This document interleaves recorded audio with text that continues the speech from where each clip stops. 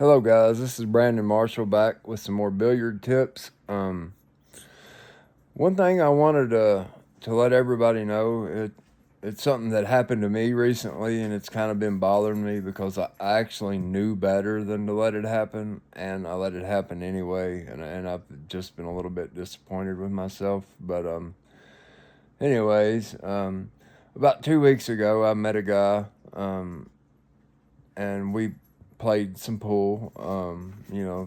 I was playing pretty well at that time, and things went, in my favor, and went in my favor pretty strongly. I did really well. I didn't really make any mistakes. I was playing really good, but at that time, I hadn't been real busy, and I'd been able to practice 4 or 5 times, a week, for several hours a day, and I was playing extremely well. And then I got busy at work and I didn't get to play for about 2 weeks, 10 days. I mean, not even pick up the stick. And I walked into the pool room yesterday with no intention of playing anyone, just going to practice and have a good time and just, enjoy the environment. And when I went in, the guy that I'd played last week, he was there. There was a local tournament going on, and this guy I played, he actually runs the tournaments. I found out. Not only that one, several other ones. So, I'm not hating on the guy, but he's getting to basically play pool all day, every day. When I get to practice when I can, and that's totally okay. I understand that. I knew what I was going into, but anyways, the second I walk into the pool room, he walks up, he's like, "Hey, you want to play a match? You want to play a game?" And I knew deep down, I hadn't even picked my stick up for over 10 days, hadn't had any practice, and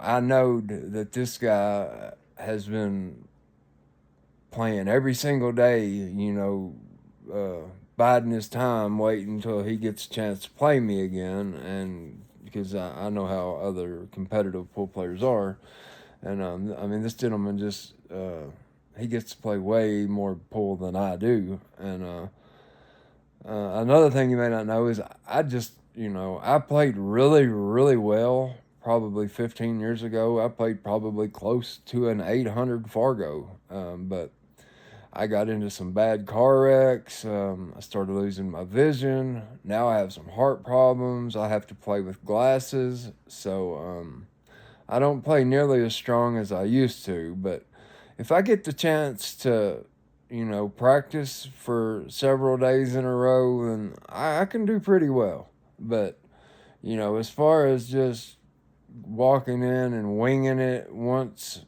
a week or so, that's not that's not the way to that you can have fun that way, but you're not going to do any good if you're playing other people that way. And I just it's bothering me. I went in, I knew not to play. The guy had already been there playing in the tournament, so he was warmed up loose, used to the table, all that stuff. And then I think I shot 2 or 3 shots, and he had convinced me to play. And deep down, I knew not to play. I knew I was making a mistake. I went there to practice because I knew I hadn't played in a while, and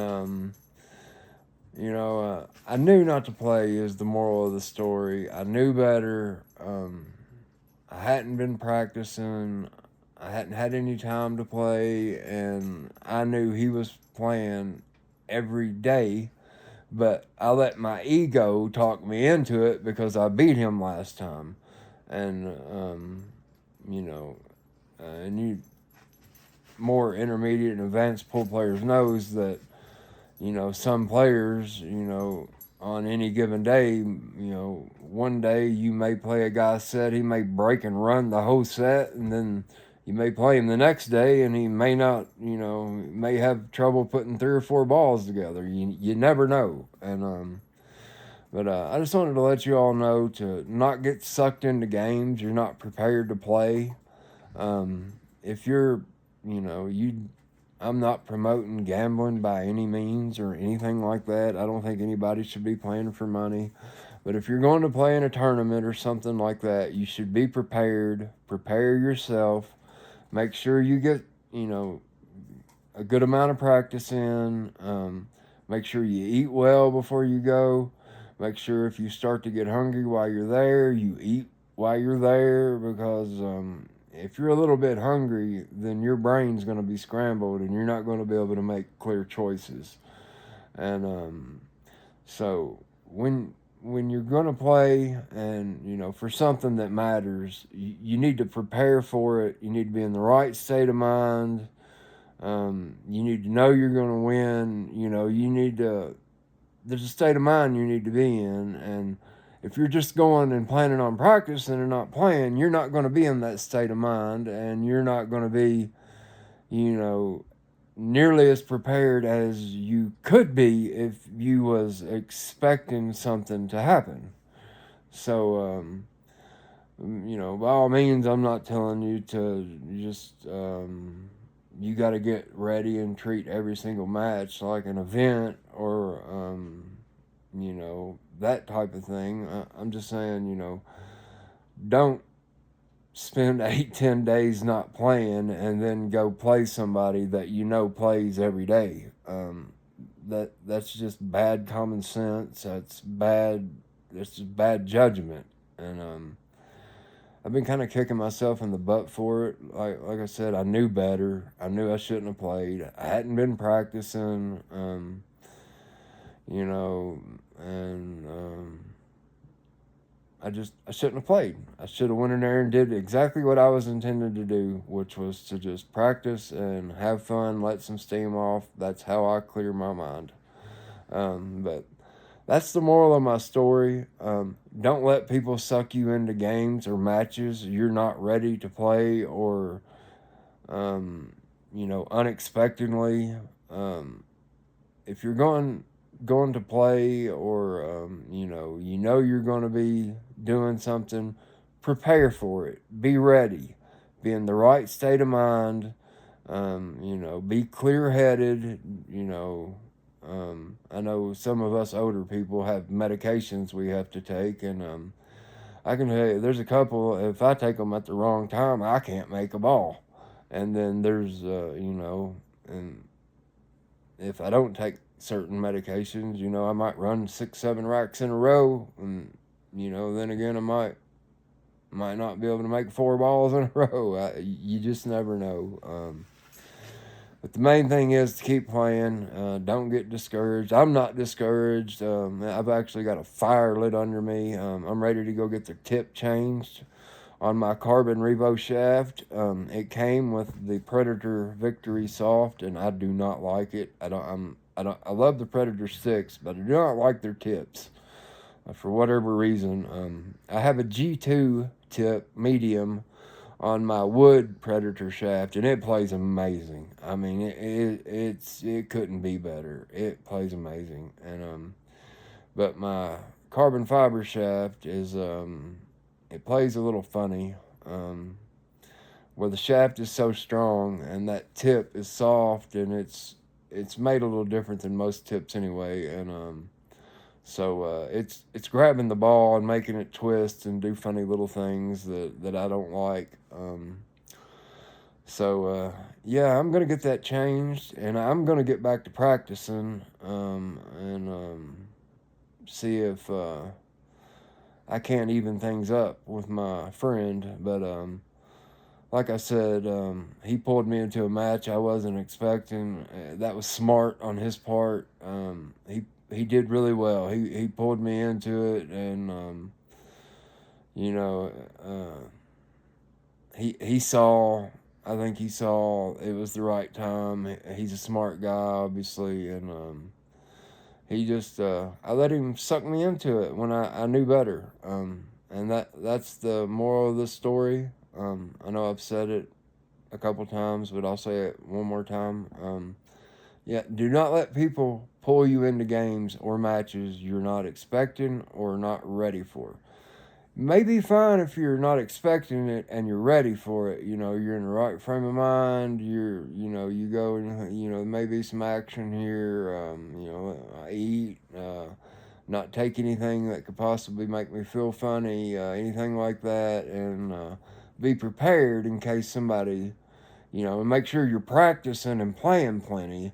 Don't go somewhere and not have been playing or practicing, because you will get your feelings hurt. Even if you're playing an 800 level right now, if you don't practice for a week and you go to a tournament where other people are playing 800s and above, you will get your feelings hurt. That's just how it works. And, I love pool. I always have. Hate getting older. It makes everything about it harder. I love playing on a 9-foot table, but now it's getting to the point where it's a little bit painful. So I've been playing on a smaller table. That's what everybody seems to be doing anyways. But I just wanted to let you guys know, give you this lesson that I already knew, but I learned it again. And I just want everyone else to be aware and to know these tactics of playing, and you'll do a whole lot better in the end if you're tactically prepared. And for more tips, for more tactical advice, I've got a demo coming up. I'm gonna demo the Predator Revo and the J Flowers SMO on a table, just to let y'all see what it looks like. They're both really low deflection. They both play really well. I think it just comes down probably to the tip. But I do kind of favor the J Flowers. It does seem, in my opinion, it may be a slight bit lower deflection than the Predator, but it's an 11.75 millimeter versus a 12.4 millimeter. So it may not be exactly fair, but I was doing my best to give you guys my honest opinion on how they looked and how they came. But I'll show you how they perform. You know, give you some ideas of what to expect from them, what not to expect from them, and that'll be the next video. And if you guys like this kind of content, please like and subscribe at SamSquatch85, and we'll see you for our next lesson. Thank you.